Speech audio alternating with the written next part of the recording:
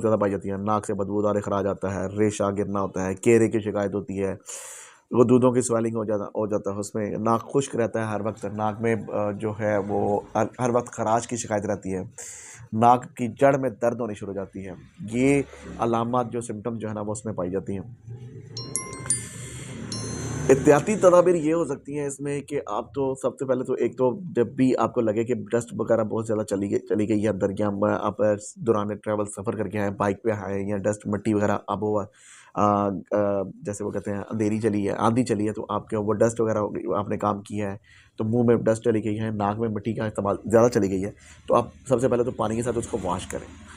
अगर कोई स्वेलिंग या नज़ला ज़ुकाम की कैफियत ऐसी पैदा हुई है तो आप उसको थोड़ा सा टिकोर कर लें, गर्म पानी की टिकोर कर लें, या उसमें नाक बंद हो गया, आपको अक्सर सर्दियों में नाक बंद की शिकायत बहुत मिलती है। छोटे बच्चे दूध पीते हुए अक्सर उनके नाक जो है वो बंद रहते हैं,